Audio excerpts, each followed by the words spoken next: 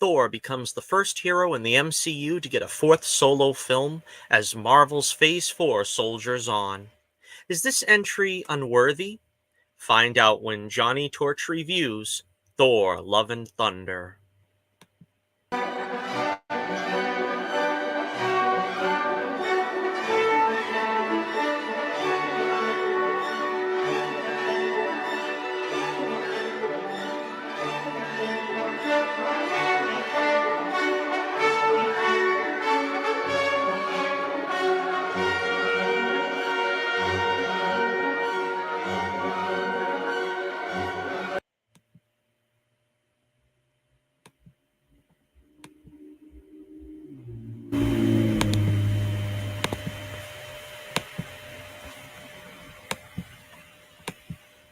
Well, we are back with you once again on another Johnnie Torch review. This time taking on the mighty Thor himself in Thor Love and Thunder, the fourth film in the Thor franchise. And of course, the Thunder God being a longtime member of the Avengers, a founding member of the Avengers, and a Phase 1 entry into the MCU. Welcome to our Johnnie Torch review. And this is my second attempt at doing this review because difficulties of the technical variety abounded. So I don't know if I'm going to take as long with it this time. To sum it up, I will give a few thoughts, a few spoiler-free thoughts first, and then we'll move into some spoiler uh, areas. Um, Not a fan, not a huge fan of the film. Some of it was fun. I like, I liked. I think we should go back first and take a look at the Thor films and my opinions on them briefly. The first Thor film, a favorite, one of my favorites, and if not one of my top 10 favorite films, definitely a top 10 favorite MCU film. I think it's still a top 10 film all around, though. Um, Kenneth Branagh did some wonderful things there, and it just had that Shakespearean weight behind it that you want Thor to. Very respectful to the comics, the lore. So a five-star film, a big fan of it. Then we get to The Dark World, a much maligned film, and I don't really understand why. I like this one a lot too. Not as good as the first one, obviously. Malekith, not the greatest villain. I think he was serviceable, like many of the MCU films are with their villains, like Yellow Jacket or some of them. They just serve their purpose and they're not really great on their own. But the comic relief were also a little bit overbearing in that film. Selvig losing his mind and Darcy in the intern or whatever. Not particularly great, but the core of the film with the brotherhood with Loki and whether Thor thought he could trust him. They have the plot on Odin. I thought it was all well thought out. I thought it was a well done film. And so it's not a masterpiece in the way the first film was, but it was still a great film. Then we come to Thor Ragnarok, Taika Waititi taking over the helm, and I like it. I think it's a great film. I think it's a fun film. The humor, I think, at times they might have stretched a point a little bit, but the biggest flaw of Ragnarok is that they seem to want to completely broom the original Thor universe, particularly as represented in the comics. The Warriors 3 killed unceremoniously. Sif isn't even mentioned, which we at least get some brief Sif cameo, but in Thor: Love and Thunder. But again, it was a fun film, and Jeff Goldblum chewing up the scenery was a lot of fun. I think it's a better Hulk film, I always say, than it is a Thor film. It's the closest we've gotten to getting a decent Hulk film since The Incredible Hulk, which is a favorite of mine. So again, I would have thought that I would have enjoyed this more, liking what they had to offer in Ragnarok. But of course, like I said, Taika Waititi doesn't really care about these characters. He doesn't care about the Thor universe. He wanted his own universe, and that's why you sort of seen Asgard destroyed, the Warriors 3 swept away pretty quickly. Odin, he gets a moment, but again, not really. It's not really about the Thor world. It's basically Taika Waititi's world, and Thor is in it. And that brings us to Thor: Love and Thunder. Again, the humor wasn't as overbearing as I thought it would be, but my first impression of it is it feels very mean spirited. I don't know if others would feel this way. I personally wasn't a big fan of Guardians of the Galaxy Volume 2 for the same reasons. It felt very mean spirited. It felt as if, you're taking a dump on your protagonists. You're trying to couch this all in very dark humor. But again, you're being very mean spirited, and I'll get into the spoilers. But that was my overall general feelings of it. Um, I probably wouldn't give it a solid recommend. I think if you want to see it on Disney Plus or DVD, go for it. But I wouldn't give it a high recommend. That's my honest opinions of it. But let's get into the spoiler section. So you've been warned. Spoilers, spoilers, spoilers. All right, so I have to say, where we left Thor in Endgame, I honestly feel that the Russo brothers were more disrespectful to Thor in Endgame than anywhere else. I I think I'm going to say something controversial in that I don't think Thor. See, people see it as post Ragnarok Thor, pre Ragnarok Thor, and I do enjoy pre Ragnarok Thor better, but I don't think that Ragnarok really made him that much of a goofball. And I think in this film, also you can see that he's not really that much of a goofball that he hasn't been previously. I mean, if you see some of the more goofy scenes in the original Thor, Love and Thunder, Avengers Age of Ultron, Chris Hemsworth can play that goofy side pretty well. The only thing is they've leaned on that post from Ragnarok and post Ragnarok into Thor being more of a goofy character. But I don't think he's been ruined. I think, like I said, the Russo brothers turning him into sort of this I don't know, hippie couch potato thing, and we kind of get a bit of that here in the beginning of this film. He's still with the Guardians of the Galaxy at the beginning of the film. Again, just a very basic cameo of them, uh, a moderate action scene. And the idea, I guess, is that Thor doesn't really fit in. He kind of needs to be his own hero. Everybody kind of gets a line, but nobody really particularly shines here. I think Rocket and Mantis, I think, might have had a line. And Peter Quill, of course, takes him aside and kind of tries to give him some advice about, finding love and so forth, which is sort of the quest, the sort of personal quest that Thor goes on here in this film. And Gore the God Butcher is our villain. And of course, played by Christian Bale. And as you could expect, he's quite a scene stealer. He shows up and, first of all, this is my first strike. I think this is what I referred to as the 3 strikes and you're out principle with this film. The first strike was Gore. The film starts with Gore and his daughter in some desert setting, and he's praying to his god to heal her and protect them, and this and that, and so on and so forth. And he loses his daughter to, I guess, dehydration, exposure, whatever.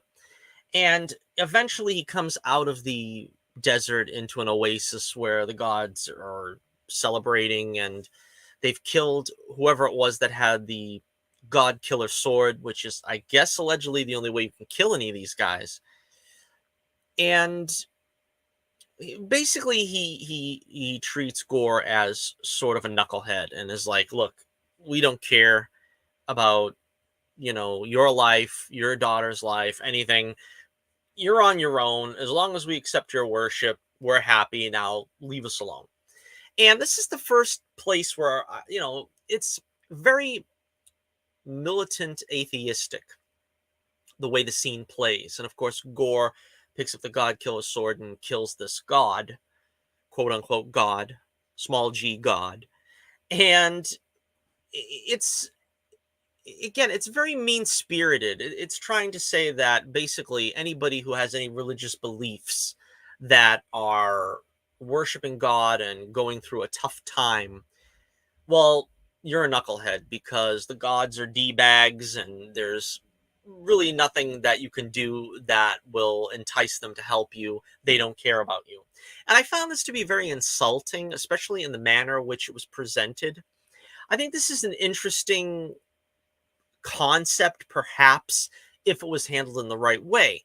First of all, to get rid of that militaristic or militant atheistic scene would have probably made it less on the nose. The message here is very on the nose. And it's not really needed, the scene, because Gore ends up telling his story at least 2 or 3 more times during the film.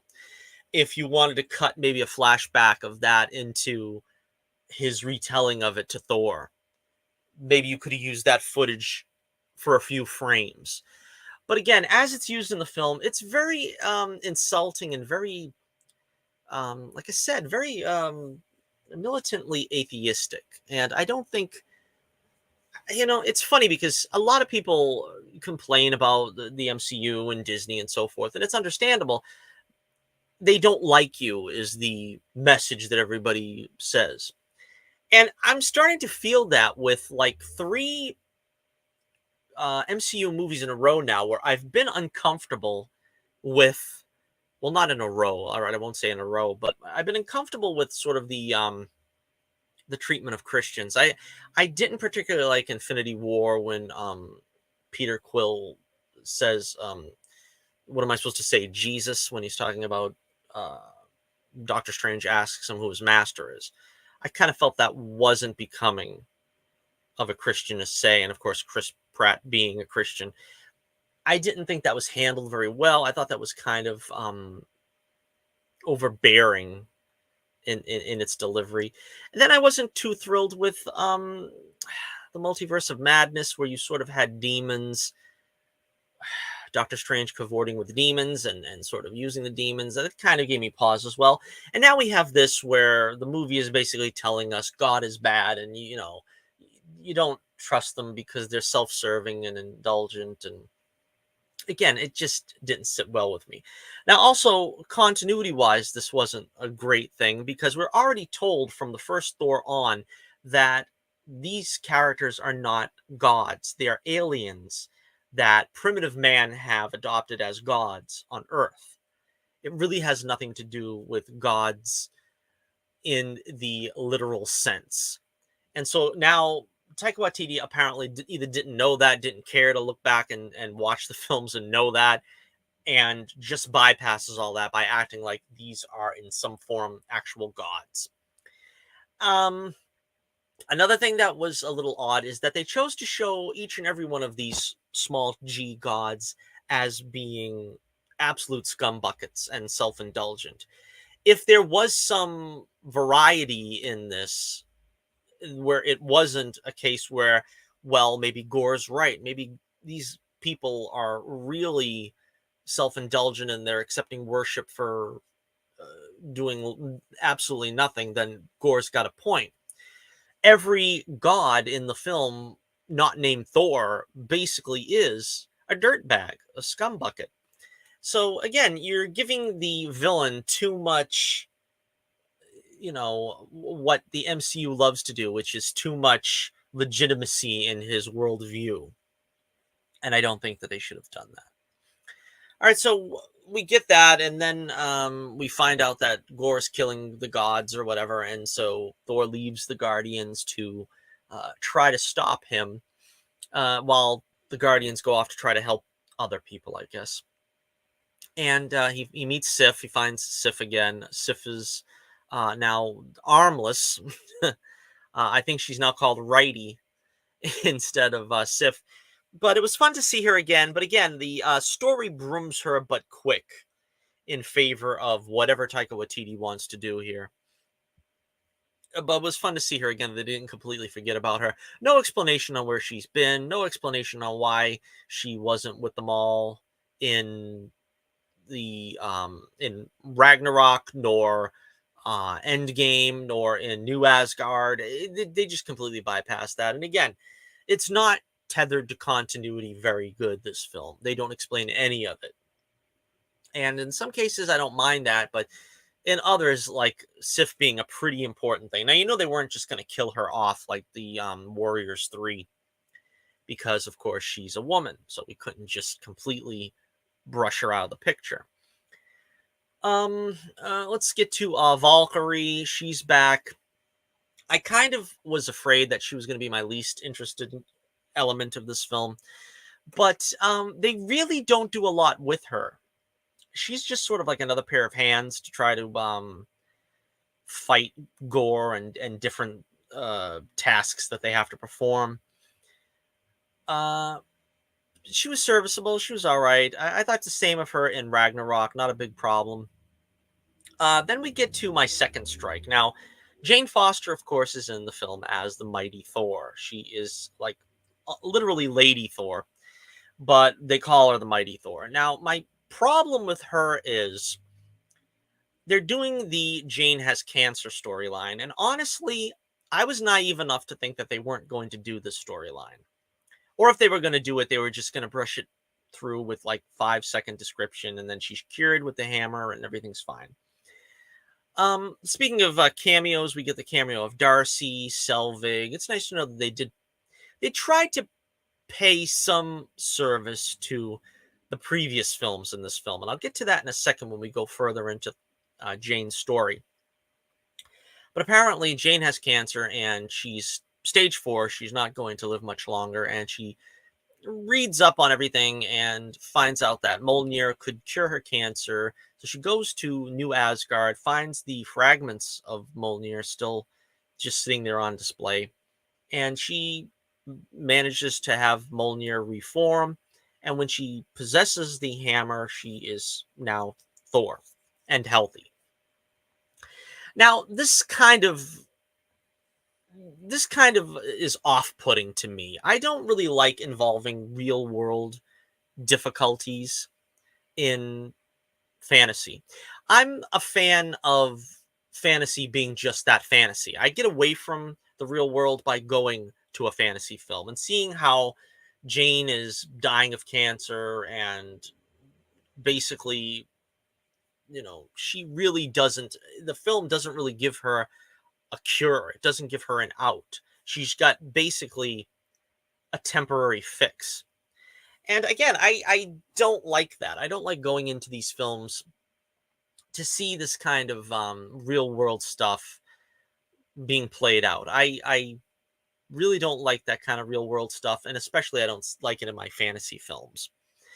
It just casts a depressing pale over the whole film, to me. Uh, Once we know, especially, that she's probably not going to survive the end of the film. Of course, there's the other issue, which is this is a highly stylized universe. This is a universe where Thor has a robot eye, Coulson has a robot arm. Uh, Basically, I don't understand how they don't have a cure for cancer in the Nine Realms somewhere. That should have been Thor's main drive in this film, would be to find a cure for Jane if it exists somewhere in the Nine Realms. And seeing how much they can do on Earth, why wouldn't one of these Nine Realms have a cure for her? I compare this to like having the Golden Age Superman in World War II. You really can't do that, Because you either say he won the war in 12 minutes, or you make excuses why he didn't save 6 million Jews. There's really no in between. Either Superman could stop the war, or maybe if you're going with a very early golden age where he can't fly and he's, maybe not got all the bells and whistles of the modern day Superman, it might take him a half hour. But honestly, you can't really do that. That's why you don't put Superman in a war, because he'd finish it. He'd end it quickly. And the same thing here. You really don't put cancer in a fantasy world and expect that it's not going to be taken care of quickly, by the protagonist. He should be able to find a cure for her. And again, that's something that just I didn't like. Strike two. Strike three. Let's get straight to it now. After he meets Jane, and they're trying to, they go through some flashbacks that try to tie together what their relationship was, because for some reason I was a big fan of the Thor and Jane romance. For some reason, not many people were.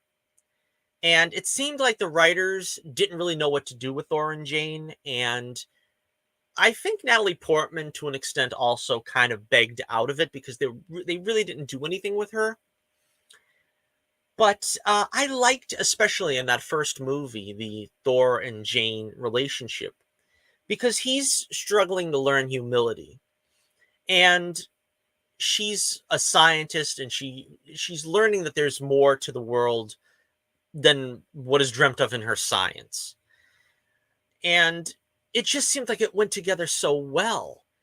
The second movie, again, there really wasn't time much for romance. They had that kind of them getting back together, but it was with Jane in the ether, and Thor had so much to do on his plate in Asgard. They didn't really focus on it too much, but it seemed like it worked out right there as well. Then came the Avengers movies. They just completely ignored it, and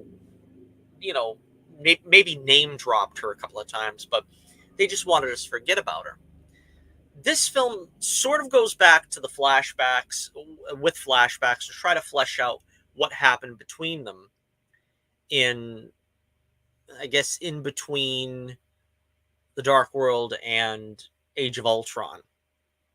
And it works okay. I mean, you kind of wish there was a story there, but they treat it more of like a rom-com, and they just want to get it out of the way quick, where, one moment they're all lovey-dovey and they're, dressing up together for Halloween, and then the next thing you know, they're like sitting at opposite ends of this couch, and it just, I don't know, it kind of, they just kind of rom-commed it to try to get an explanation for why they separated. And of course, the explanation on why the hammer works for Jane, because Thor apparently tells Mjolnir, again, this was a joke that was going on in the film, where Mjolnir and Stormbreaker are sort of vying for Thor's attention. It never really seemed like that in the other films, but now they both seem to have the personality of Doctor Strange's cape, where it's a sentient being. And it was amusing. I didn't have a problem with it too much, but apparently Thor tells Mjolnir to watch after Jane and protect her no matter what. And that manifests itself as Mjolnir turning her into Thor. Now, like I said, Gore does the sort of kids in cages thing. He takes the kids and the kids of Asgard, and puts them in a cage. And we have Hamdall's son, which I never knew he had a son. I never knew he was even married, but at least they gave him some kind of significance to the future of Asgard here. Hamdall's son, Axel, I think his name is. And again, Guns N' Roses made some pretty good coin on this film. I'm not the biggest Guns N' Roses fan, but this really, it really did work well in the film, the Guns N' Roses soundtrack. I liked it. Yeah, I enjoyed what they did with it. But so anyway, Thor kind of communes with Hamdall's son, finds out what the deal is, and they decide to go and get the gods to help them. And this is where we get my third strike. This is where the wokeness is the most apparent. Now, it's not the most woke film because in a sense, they're not making Jane supplant Thor. Jane is never the smartest person. She's never the only person that can get it done. She's never the strongest, most capable, most skilled person. She is skilled and capable, but she doesn't do that at the expense of Thor, which is usually what the fear is when you have these, female tokenized versions. The same can be said for Valkyrie. She really doesn't overstep the hero, the protagonist. But this is where the woke message stuff comes in. We have Valkyrie is, of course, now canonically gay, and Korg is canonically gay, which he also mentions his like two fathers, which makes no sense if you go back to Ragnarok when he talked about he had a mom and she was dating a guy that he didn't like. Again, it's sort of like you didn't need this stuff, but they're going to give it to you anyway.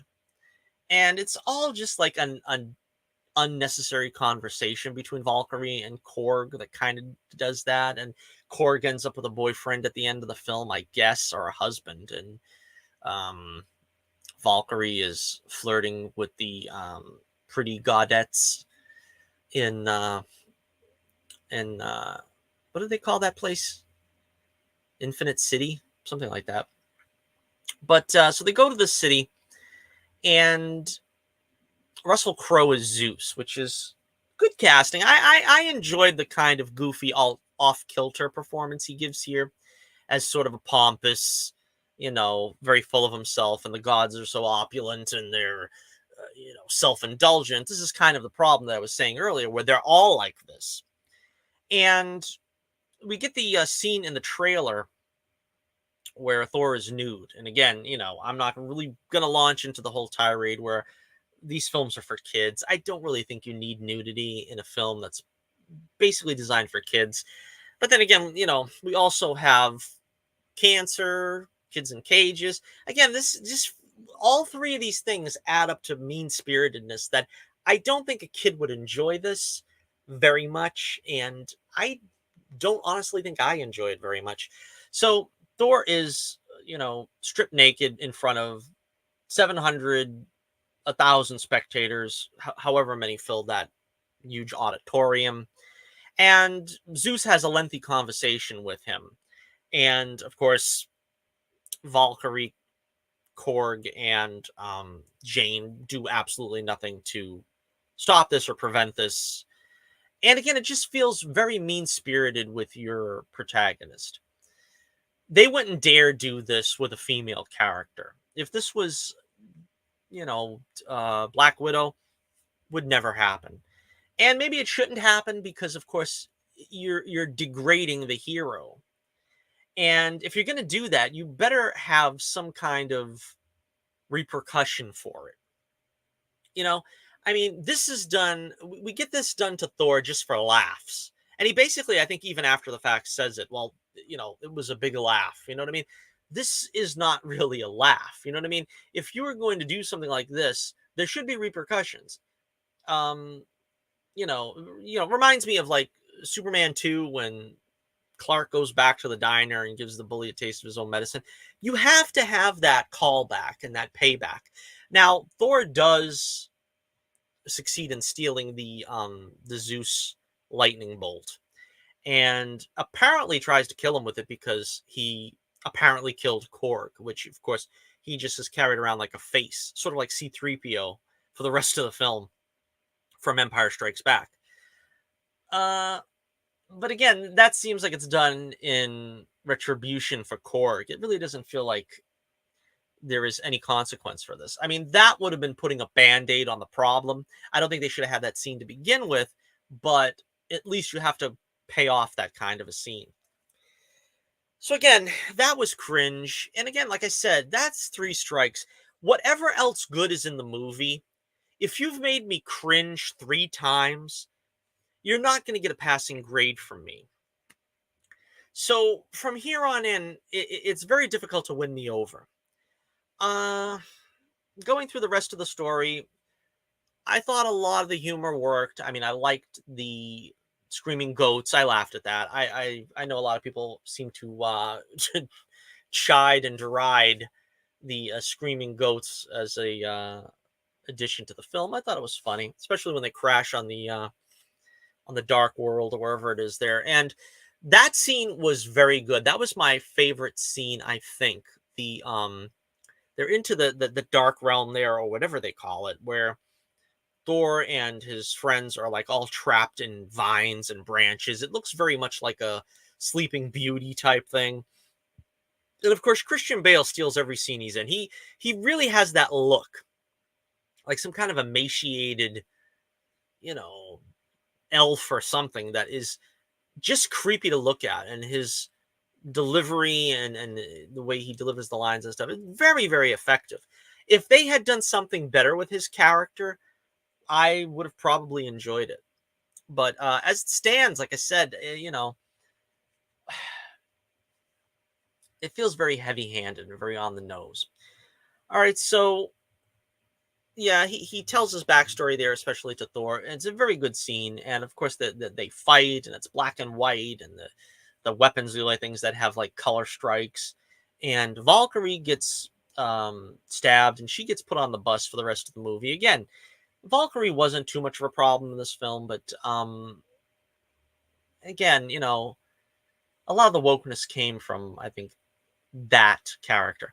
So Jane ends up getting sent back to Midgard, so to speak, because it's decided that, or it's realized, I guess, that whenever she uses Mjolnir, she, the way I explain it is like this: her strength level is at a 5. Whenever she uses Mjolnir, she goes up to a 10.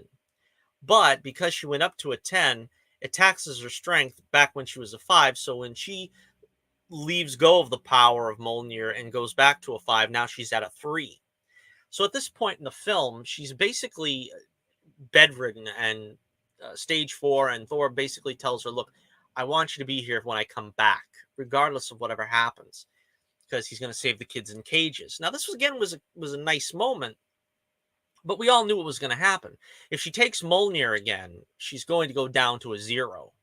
And is she just going to stay in bed for the rest of the film? No. She eventually takes up the hammer and helps Thor again.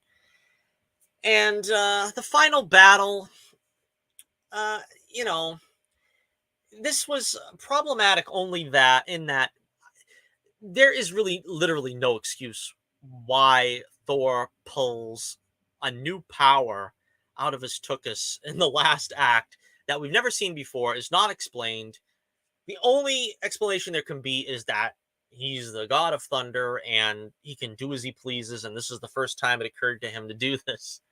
But he takes the kids and gives them all a portion of the power of Thor, like he can share it, like he's, giving out ice cream cones or something. And he doles out this power to the kids. And I love the scene. I think it's fun, but it doesn't make any sense, you know, in any form of narrative sense. It doesn't make any sense because he could have done this during Infinity War. He could have done this during, Age of Ultron. He can basically create himself an army anytime he wants by giving a portion of his godlike powers to anybody else. But again, that to me is the least of this film's problems. All the other problems that it's had leading up to this, I can overlook this one. But it's a funny scene where the kids, are taking everything from, you know, bricks and boards to stuffed rabbits and fighting these beasties and ghoulies. And Thor takes on Gore one more time. Jane comes in with, again, they always have to give the heroine a heavy-handed line, and she has to come in with, you know, "I'm not Lady Thor, I'm the Mighty Thor, or you can call me Dr. Jane Foster." Basically, it made me long for the days when the stupidest line that we used to have was, "What happens to a toad that gets struck by lightning?" Because we get these heavy-handed lines that I think are supposed to be so impactful, and they're really so stupid. But anyway, so the film ends with and this again also doesn't really make any sense. Now, Gore's plan is he wants to go to the Eternity, I believe it's called, which I guess in the comics is a god, but it's basically some kind of celestial idol or something of that nature.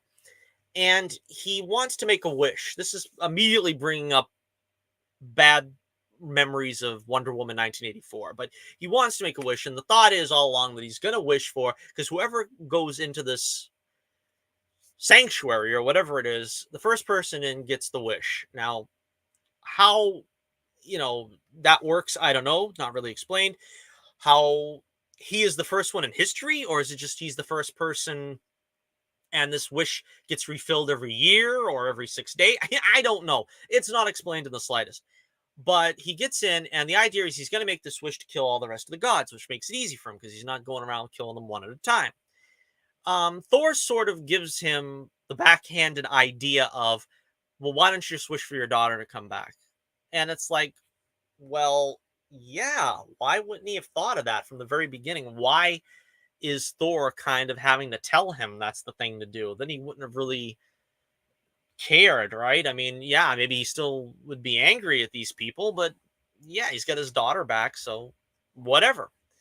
And of course, I'm sure the nitpickers among us would also say, well, you know, Thor could have found this earlier. They could have unblipped everybody and they could have just killed Thanos. There could have been 1,001 uses for this, wishing idol or whatever it is. But it never comes to pass.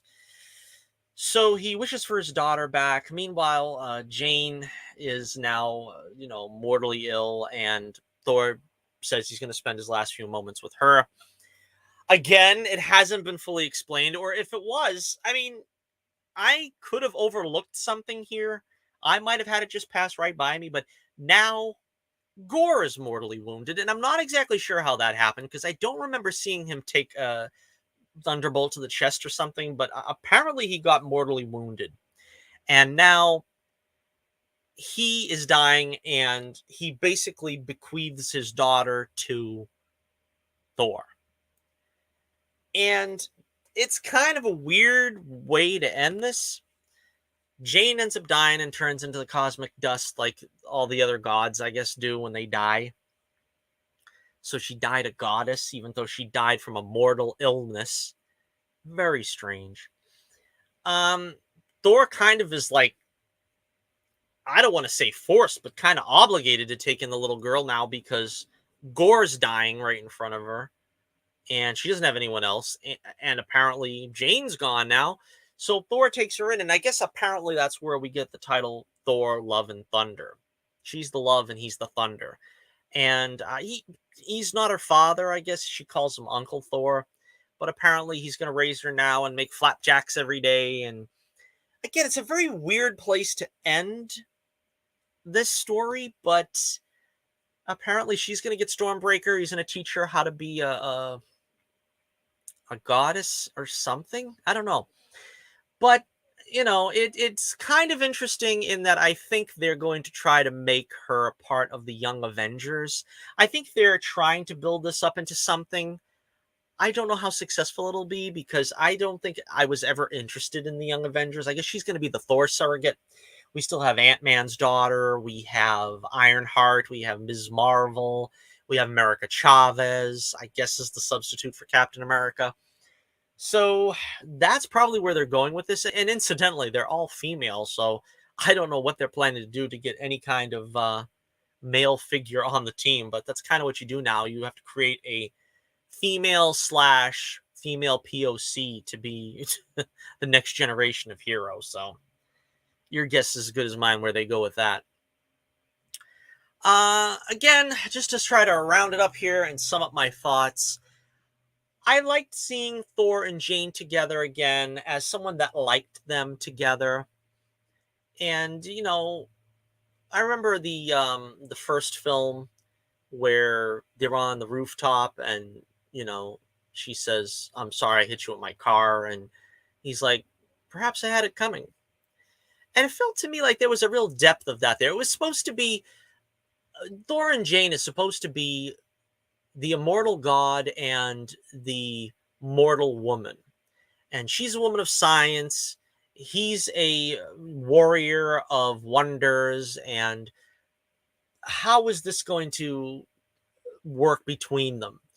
And instead, they kind of, even starting as early as the Dark World, they kind of made it more of like a rom com than they could have made this some kind of epic, some kind of, really deep and meaningful romance. I mean, all you have to do is take a look at Superman and Lois Lane, and you kind of already got the template there. It's like, the Superman the movie. Can you read my mind? I mean, that's kind of the way Jane was to Thor. You can see she's all a dither when she's around him. But I think they didn't want to do that. They didn't want her to be sort of a love struck, sort of sappy dame, which is what she was in that first film, particularly. And they couldn't allow that. And that's kind of what really doomed the Thor Jane romance. But I really liked it originally, and parts of it in this film I liked seeing again. Gore was okay as far as Bale's performance was concerned. Like I said, I didn't really like the writing. The humor was pretty good all around. Like I said, a little cheesy. It's not going to work for everybody. I didn't have too much of a problem with it, but again, they're leaning more heavily on a goofier Thor. It's like I said, in the original films, he had his moments. He's adopted, or in Age of Ultron, he sent many of the enemies screaming to Hades or whatever. He's talking about the Hulk, which I don't like, by the way, because I don't think the Hulk should kill anybody. But it's he's had his goofier moments. But these past two films, well, three counting Endgame, they really lean too heavily on it. I can see where they might want to throttle back a little bit from here on out. But again, the overall narrative, no, just doesn't work for me. I think the three strikes and you're out rule, I have to say, it's on the lower end of the MCU. I think the certainly the militant atheistic message at the beginning was the first strike. Jane having cancer, this is the second strike, and the third strike being the wokeness and sort of the degradation of Thor was the third strike. Let me talk about also the after credit scenes. Of course, Jane ends up going to Valhalla, where she finds Hamdall, giving Idris Elba a good cameo. So it suggests that maybe her story isn't over. I mean, I don't know how that works in Thor mythology, because I really never got too deep into Thor, into the comics. Maybe they'll meet again, although I guess she's a non-corporeal being now. And of course, the other scene was Zeus, who of course survived getting blasted through the chest. And he summons Hercules because he's upset now that they're not taking the god seriously anymore. Like, it's a big surprise why they're not, the way that they've been acting. But apparently this is going to set up a Hercules versus Thor 5. Or quite possibly, I guess it could be an Avengers film, or another film that's going to be sort of a spin-off of something else. But that should be interesting. I was never the biggest Hercules fan in the world, but they're trying to evoke all these different aspects of the Marvel universe. I mean, like the Eternals. I never heard about them, to be honest with you, until the movie came out. And the movie wasn't great, but at least they're trying to do something with all these characters, and I don't fault them for that. So it might be interesting to see how this is going to go with Hercules and more of these god characters. All right, so I am going to give Thor: Love and Thunder a C+. A C+, which is probably, I'd say, 3.5 stars out of 5. It's kind of in the middle. It's like a middle of the road picture. I'm going to say 6 out of 10. 6 out of 10 stars. It's some of the performances are good and make it slightly above average. I wouldn't say this is a bad film. This doesn't make me, particularly angry with it, like several other films that are in my 2 stars or less policy. But yeah, definitely it could have been better. And that's the sad thing because Chris Hemsworth has said he wants to play this character as long as they'll let him. Until they pry Mjolnir from his cold dead hands, he wants to play Thor, and I think he should. And the film ends with, of course, the tagline "Thor will return." So one way or another, we're going to see Chris Hemsworth again. What do you think about Thor: Love and Thunder? What do you want to see in a Thor 5, or do you think this will take place? The ramifications of this film will take place in another movie. Let me know what you think in the comments below. And that just about wraps it up. So until next we meet, this is Johnny Torch reminding you once again, keep the flame burning brightly, and I'll be with you again real soon.